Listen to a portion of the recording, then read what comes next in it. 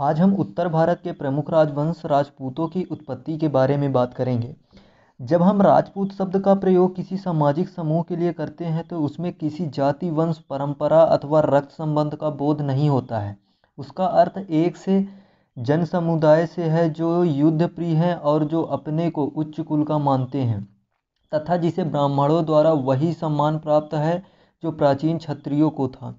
राजपूत शूरवीर थे, निर्भीकता, साहस तथा वीरोचित सम्मान की दृष्टि से उनका चरित्र तुर्कों से कहीं ऊंचा था। उन्हें अपनी तलवार चलाने की कला पर घमंड था। अब अगर हम बात करें कि राजपूतों की उत्पत्ति के बारे में, राजपूत कौन थे, यह एक विवाद का प्रश्न है। राजपूत संस्कृत भाषा के शब्द राजपुत्र का अपभ्रंश है। राजपूत शब्द का प्रयोग सर्वप्रथम 7वीं शताब्दी में उपलब्ध होता है। राजपूतों की उत्पत्ति के संबंध में इतिहासकारों के मत भेद है। कर्नल टॉट और B.A. स्मिथ जैसे यूरोपीय इतिहासकारों ने राजपूतों की उत्पत्ति के संबंध में काफ़ी खोजबीन की है।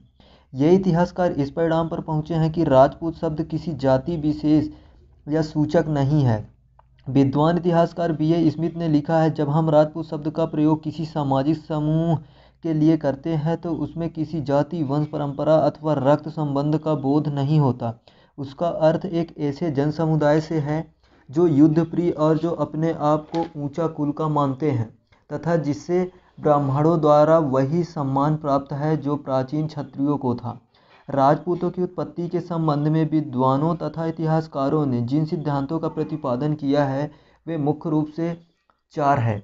जैसे कि पहला अगर बात करें तो राजपूतों की उत्पत्ति अग्निकुंड से।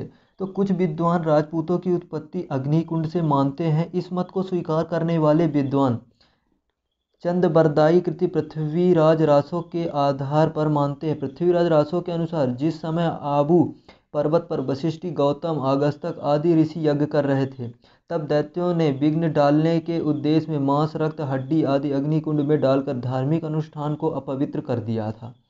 इस उत्पात को रोकने के लिए मुनि वशिष्ठ ने एक अग्निकुंड तैयार किया तथा उसमें प्रतिहार, चालुक एवं परमार नामक 3 वीरों को उत्पन्न किया, किंतु ये तीनों दैत्यों को परास्त करने में असफल रहे। अंततः यह एक नवीन अग्निकुंड तैयार कर उसमें 4 भुजाओं वाले विशाल आकार वाले अस्त्र शस्त्रों से युक्त वीर को उत्पन्न किया। इस वीर के दैत्यों को पराजित किया।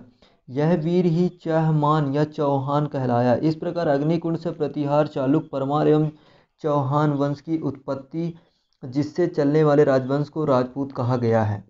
अग्निकुंड में मानव उत्पन्न हुआ यह तथ्य कपोल कल्पित प्रतीत होता है। विद्वान इतिहासकार ने इस तथ्य को केवल कल्पना मात्र मानते हैं। इसी प्रकार विद्वान लेखक C.B.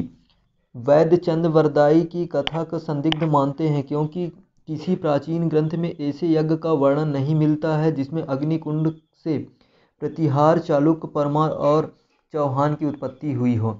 अब अगर दूसरी उत्पत्ति की बात करें तो वह राजपूत विदेशी थे। कुछ इतिहासकारों का मानना है कि राजपूत विदेशी थी। इन इतिहासकारों में colonel Tod, B.S. Smith, Williams Cook एवं D.D.R. भंडारकर का नाम विशेष रूप से उल्लेखित है। कर्नल टॉट का कथन है कि राजपूत शक तथा सीथियन जाति से संबंधित थे जो कि हिंदू धर्म के रीति रिवाजों को अपनाकर भारतीय समाज में घुल मिल गए थे। चूँकि इन लोगों द्वारा शासन करने के कारण वर्ण व्यवस्था के आधार पर इन्हें क्षत्रिय माना गया। इसी प्रकार विद्वान इतिहासकार V.A. स्मिथ भी राजपूतों की उत्पत्ति प्रचलित अश्वशक्ति एवं अस्त्र की पूजा एवं धाय रखने की प्रथा के आधार पर विदेशी मानते। B.S. स्मिथ का कथन यह है कि इसमें संदेह नहीं है कि शासन कर रहे शक तथा कुषाण जाति के कुलों का जब हिंदूकरण किया गया तब उसमें से हिंदू वर्ण व्यवस्था में क्षत्रिय का स्थान प्रदान किया गया। विलियम कुक और D.D. भंडारकर का मत है कि राजपूत गुर्जर विदेशी थे जो कि खजर जाति के थे। इन्होंने हूणों के साथ भारत में प्रवेश किया। उपरोक्त वर्णित विद्वानों के मत में स्वीकार नहीं किया जा सकता, क्योंकि उन्हें द्वारा प्रस्तुत तुर्कों का खंडन किया जा सकता है। विद्वान इतिहासकार D.H. ओझा के अनुसार शक्ति, अश्व और अस्त्र शस्त्रों की पूजा भारत में विदेशियों के आगमन से बहुत पहले से प्रचलित थी तथा भारतीय साहित्य में भी यह प्रमाणित होता है कि राजपूतों में प्रचलित धाय रखने की प्रथा उसमें विदेशी ग्रहण नहीं की जा सकती। अब अगर राजपूतों का प्रादुर्भाव वीर जातियों से माना जाता है। और तीसरा है राजपूतों का प्रादुर्भाव वीर जातियों से। कुछ विद्वानों का मत है कि राजपूत ना तो पूर्ण रूप से भारतीय थे और ना ही उत्पत्ति पूर्ण रूप से विदेशी थी। इस विद्वानों में डॉक्टर ईश्वरी प्रसाद प्रमुख है। इसमें विद्वानों का मत यह है कि विदेशों से आने वाली वीर एवं लड़ाकू जातियाँ भारतीय समाज में मिलती रहती तथा सनय सनय दोनों के रीति रिवाजों में सामंजस्य स्थापित हो गया। इस प्रकार एक नवीन वर्ग का प्रादुर्भाव हुआ जिसे राजपूत कहा गया। क्योंकि यह वर्ग शक्ति संपन्न था इसलिए इस वर्ग को क्षत्रिय से जोड़कर क्षत्रिय माना गया। लेकिन अकाट प्रमाणों के अभाव से अन्य इतिहासकार इस मत को स्वीकार नहीं करते हैं। अब अगर चौथा कारण की बात करें या उत्पत्ति के कारण, तो भारतीय उत्पत्ति का सिद्धांत। अगर चौथा कारण की बात करें तो भारतीय उत्पत्ति का सिद्धांत। अधिकांश विद्वानों का मानना है कि राजपूतों की उत्पत्ति प्राचीन भारतीय क्षत्रियों से हुई थी।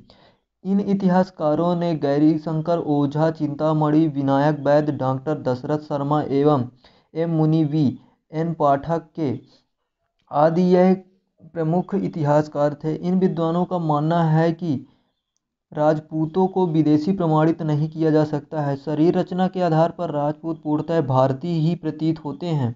इसके अतिरिक्त प्रतिहारों ने अपने अभिलेखों में स्वयं को सूर्यवंशी क्षत्रिय माना है और चंदेलों ने अपने अभिलेखों में स्वयं को चंद्रवंशी क्षत्रिय माना है। हम्मीर महाकाव्य नामक ग्रंथ की भी चाहमानों को सूर्यवंशी क्षत्रिय बताया गया। राजपूतों में मातृभूमि के लिए प्राणों की आहुति देने की भावना से भी प्रमाणित होती है कि राजपूत प्राचीन क्षत्रियों अर्थात वैदिक तथा महाकाव्यकालीन क्षत्रियों की ही संतान थे। अब निष्कर्ष की बात करें तो उपयुक्त मतों अथवा सिद्धांतों का अध्ययन करने के उपरांत यह कहा जा सकता है कि अग्निकुंड वाली बात तो कपोल कल्पित है। राजपूत के विदेशी होने वाली बात भी प्रमाणिक प्रतीत नहीं होती है, क्योंकि यदि राजपूत वास्तव में विदेशी होते तो राजपूत के समकालीन विद्वान अथवा बाद में मुसलमान इतिहासकारों ने राजपूतों को विदेशी क्यों नहीं कहा।